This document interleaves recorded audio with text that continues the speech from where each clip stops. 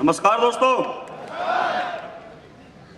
दोस्तों सभी को धन्यवाद देना चाहूंगा कि आप बहुत अच्छे तरीके से और शांति तरीके से बैठ के आप सुन रहे हो।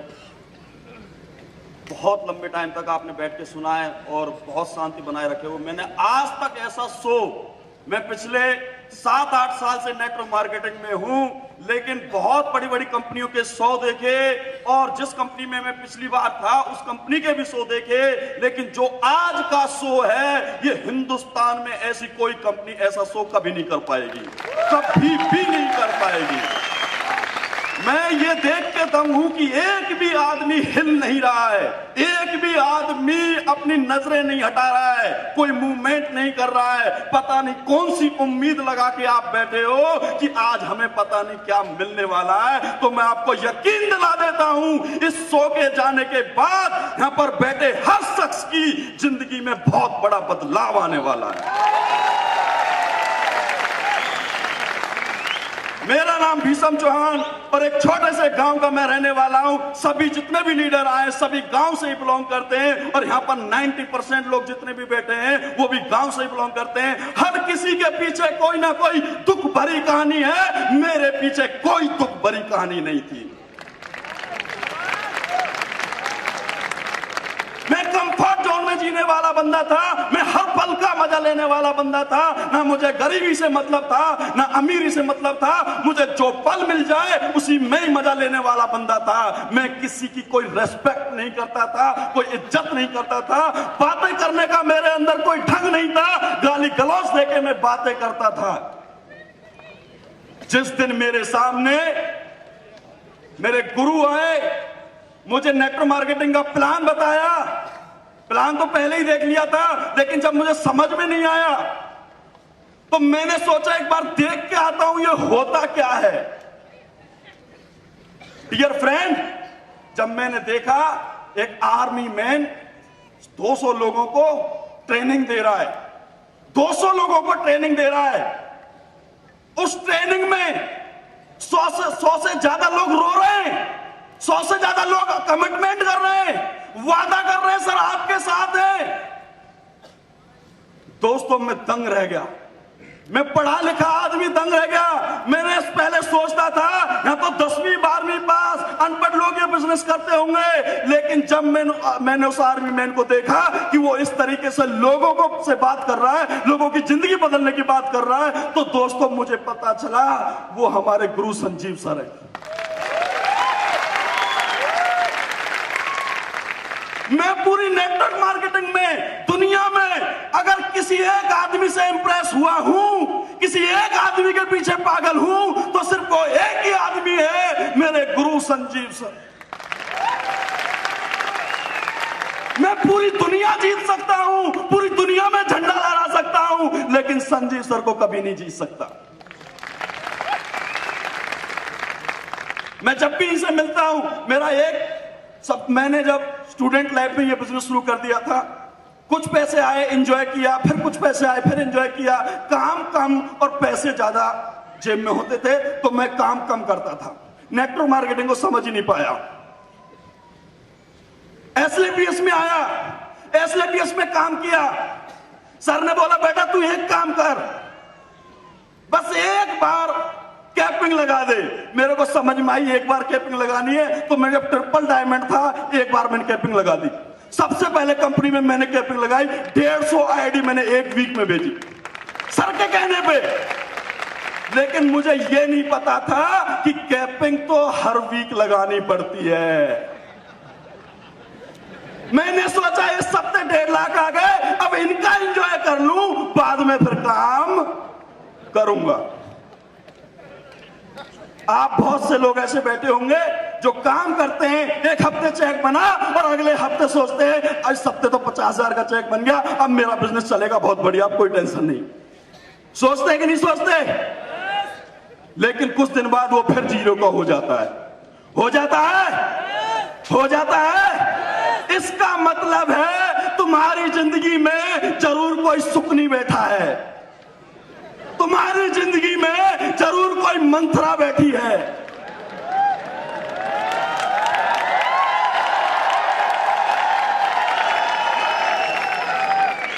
एक आदमी ने पूरी महाभारत में युद्ध करवा दिया, लाखों लोगों को मरवा दिया। यस और नो?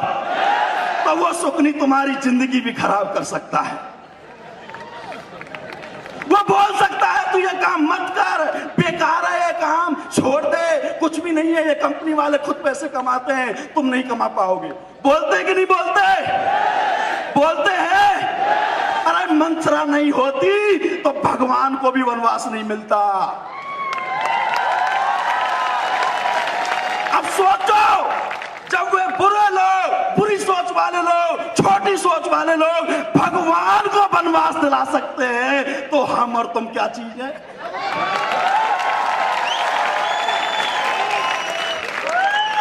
हम और तुम क्या चीज है क्या?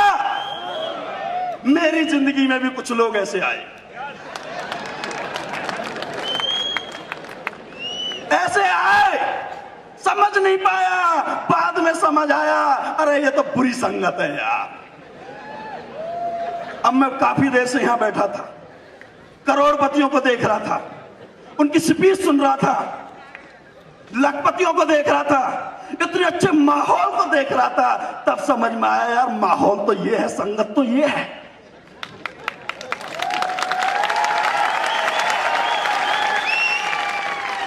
संगत तो ये है, लेकिन क्या करें, यहां से बाहर जाके फिर भांति भांति के लोग मिल जाते हैं और फिर हम कहते हैं हाँ देखा था 100। अरे देखा है तो देख के जाओ ढंग से। 2.5 करोड़ रुपया 2 साल में 2.5 करोड़, बताना जरा कोई खड़ा हो कि मेरे गांव में किसी ने कमाए हो तो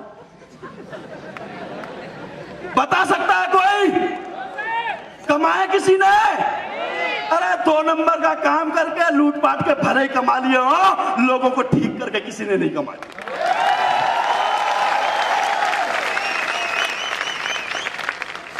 एक छोटी सी स्टोरी शेयर करूंगा, सर कर दूं? 2 मिनट ले लूं? एक बहुत बड़ा राक्षस जैसी सोच वाला बंदा था।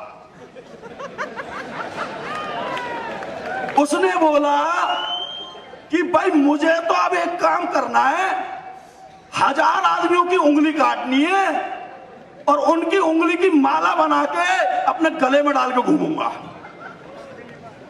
अब सोचो, उसने जब ये बात सोची तो वो क्या किया, लोगों को मारने लगा, जो भी उस रास्ते में जाता उसको पकड़ के मारने लग गया।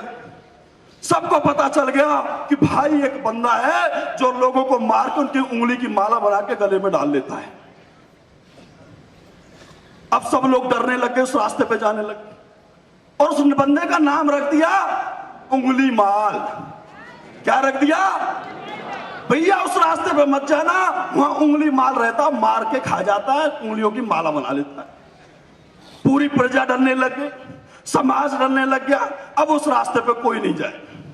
उसने धीरे धीरे मार के 999 कर दिए, अब एक बच गया। क्या बच गया?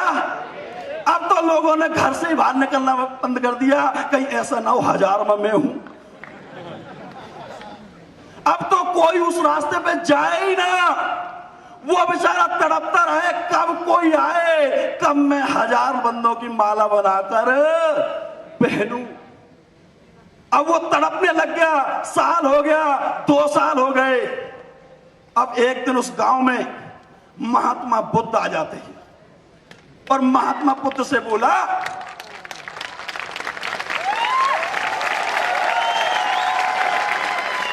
महात्मा बुद्ध से बोला महाराज इस गांव में क्यों आ गया? यहाँ तो उंगली माल रहता है और वो तुम्हें मार के तुम्हारी उंगली काट के माला बना के पहन देगा, इस गांव से भाग जाओ। उसने बोला ये उंगली माल कौन है? तो प्रजा ने बताया ऐसे ऐसे माला बना के पहनता है वो। बोला कहाँ रहता है? बोले वहां रहता है। चलो मैं वहीं जाके मिल लेता हूं फिर उससे। उसने बोला महाराज क्यों जा रहे हो आप? वो तो मार देगा तुम्हें। अरे बेवकूफ, मैं इसलिए जा रहा हूं, वो बेचारा तड़प रहा होगा 1000 रुपए के लिए, तो मैं चला ही जाता हूं। मुझ पर उसकी तड़प नहीं देखी जा रही, मैं चला ही जाता हूं। मैंने देखा है बंदा प्लान करने जा रहा है, बोला मत जाना। क्यों? वो तो नेगेटिव हुआ पड़ा है।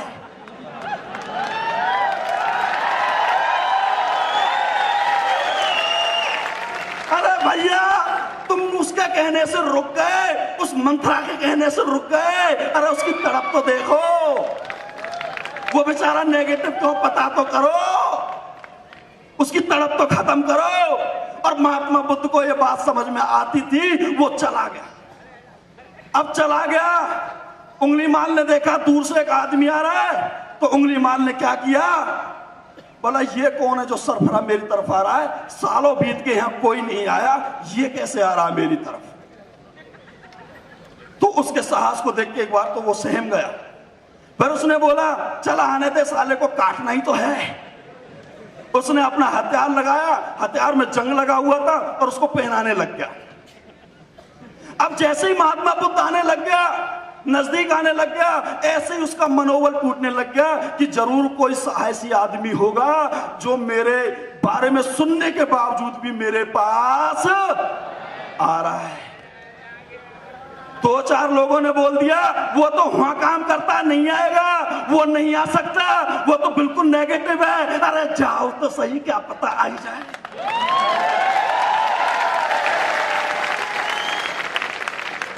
साहस तो करो। अब वो साहस उसका बढ़ता गया, महात्मा बुद्ध का, उसका मनोबल टूटता गया। और जैसे ही पहुंचा तो उसने बोला साधु भाग जा, तेरे को मार दूंगा, तूने मेरे को सुना नहीं, चल तेरे को एक मौका दे रहा हूं, तुझे किसी ने बताया नहीं होगा, अब मैं बता देता हूं मैं कौन हूं, और तू यहां से भाग जा। साधु ने बोला मैं तो तेरी इस तकलीफ को पूरी करने आया हूं, मैं तो तेरे दुख को खत्म करने आया हूं। बोला तुझे पता नहीं है, मैं तुझे मार दूंगा, तुझे काट दूंगा। बोला ये काम तो तू बहुत दिन से कर रहा है। अरे काटना है तो एक काम कर, ये पेड़ की डाली काट दे। उसने गुस्से में आके वो डाली काट दी। बोला अब एक काम कर, इस डाली को जोड़ दे। बोला ये कैसे हो जाएगा, ये तो कोई कर ही नहीं सकता। बोला तू काटने का काम करता है, तोड़ने का काम करता है, छोड़ने का काम करता है, मैं जोड़ने का काम करता हूं।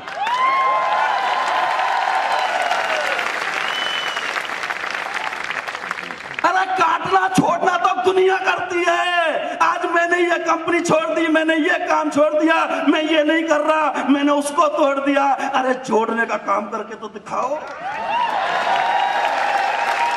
महात्मा बुद्ध तो बन के दिखाओ। बोला मैं तुझे काट दूंगा। बोला मेरे को तू नहीं काट सकता। बोला क्यों? बोला मेरे को नहीं काट सकता, मैं अमर हूं, मैं आत्मा हूं। मेरे तू शरीर को काट सकता पर मेरे को नहीं काट सकता। उसकी बात सुन के वो भावुक हो गया और उसने उसके पैर पकड़ लिए कि महाराज तुम कौन आ गए। उसका भक्त बन गया।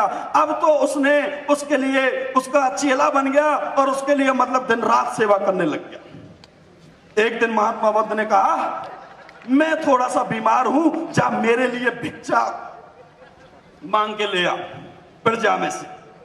अब वो प्रजा में जैसे भिक्षा मांगने गया तो लोग डर गए, भाई ये तो वो ही आ गया, ये तो उंगली माल आ गया, भाई मारो इसको। तो वो छत पर चढ़ के उसमें पत्थर मारने लग गए, चोट मारने लग गए। अब होता क्या है, जब तुम बुरे से अच्छे बनने की कोशिश करोगे तो चोट तो सब मारते हैं।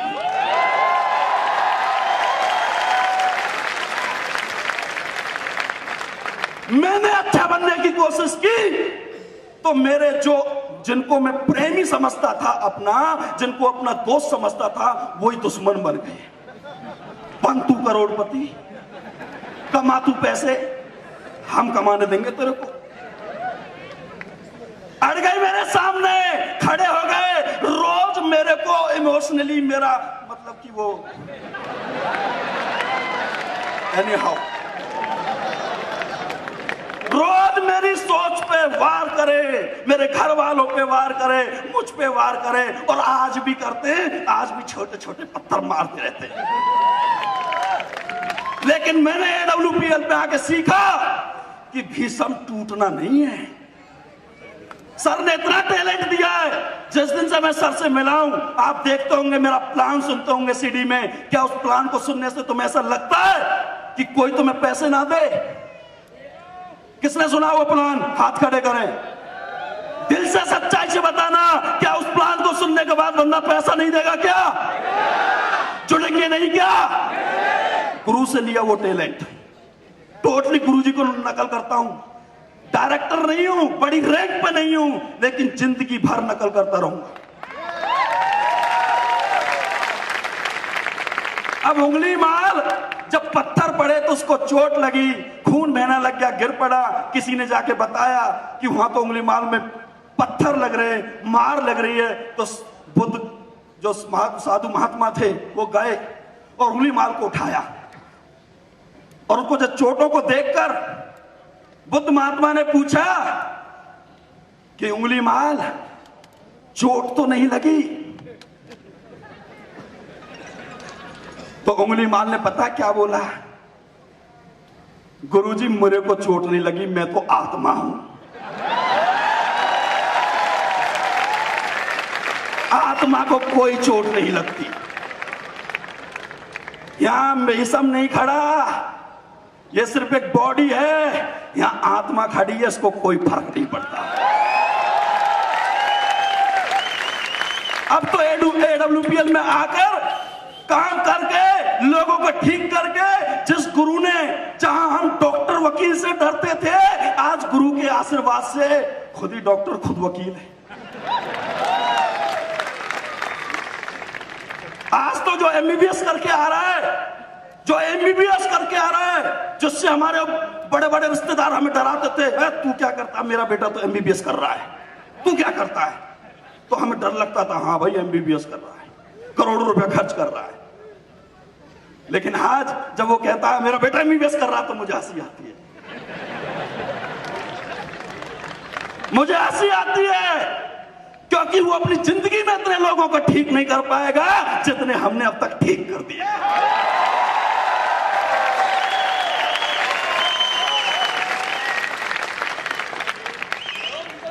बहुत बड़े प्लेटफॉर्म से जुड़ गए हो तुम। बहुत बड़ी क्रांति आने वाली है, बहुत बड़ी लहर आने वाली है। इस लहर में बहते रहना, जिंदगी बन जाएगी, जिंदगी बन जाएगी।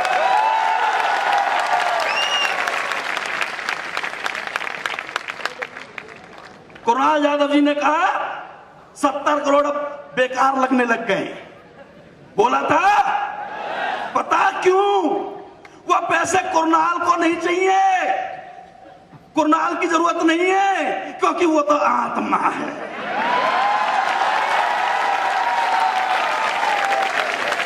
अब आत्मा क्या पैसे खाएगी? क्या आत्मा को भूख लगेगी? अब आत्मा का काम तो यह है सभी को परमात्मा बनाना। तो दोस्तों, ज्यादा समय मेरे को नहीं मिला है, जो भी समय दिया है इस समय में वो बातें कही है, अगर अमल कर गए तो सभी करोड़पति बनो। Thank you, thank you, thank you.